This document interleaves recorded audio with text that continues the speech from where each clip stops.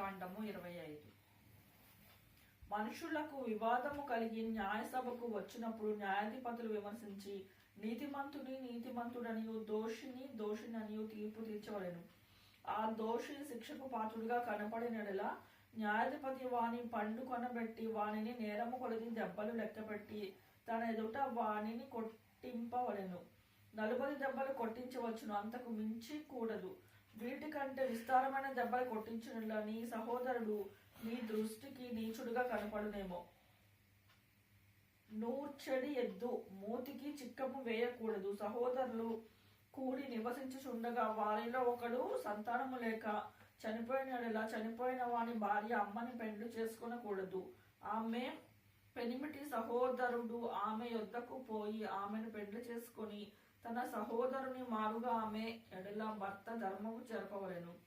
చనిపోయిన సహోదరుని పేరు ఇజ్రాయేలు నుండి తుడిచి వేయబడకుండానట్లు ఆమె కను జ్యేష్ఠ కుమారుడు చనిపోయిన సహోదరునికి వారసుడుగా ఉండవలెను. అతడు తన సహోదరుని భార్యను పరిగ్రహింపనొల్లని ఎడల వాని సహోదరుని భార్య పట్టణపు గవినికి అనగా పెద్దల యొద్దకు పోయి పెనిమిటి సహోదరుడు సహోదరులలో తన సహోదరునికి పేరు స్థాపింపనని చెప్పి దేవధర్మము చేయనొల్లడని తెలుపుకొనవలెను.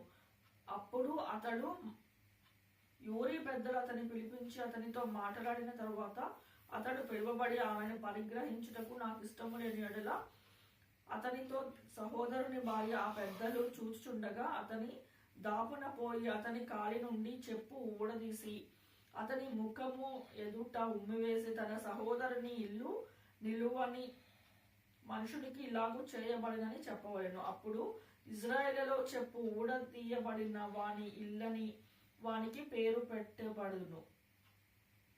మనుషులు ఒకరితో ఒకడు పోట్లాడుచుండగా వానిలో ఒకని భార్య వాని కొట్టుచున్న వాని చేతిలో నుండి తన పెనిమిటిని విడిపించుటకు వచ్చి చెయ్యి చాచి వావిమానము పెట్టుకొని నెడల ఆమె చేతిని ఛేదింపవలెను.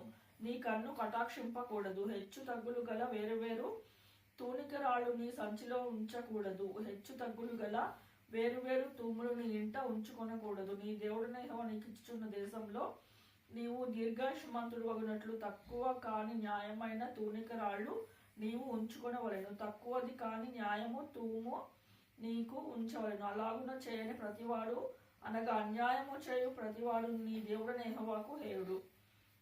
మీరు ఐగుప్తుల నుండి వచ్చుండగా మార్గంన అమాలేకీయులు నీకు చేసిన దానిని జ్ఞాపకము చేసుకొనుము. అతడు దేవునికి భయపడక మార్గంన నీకెదురుగా వచ్చి నీవు ప్రయాసపడి అలసి ఉన్న వారిలో నీ వెనుకనున్న బలహీనులందరినీ హతము చేశాను.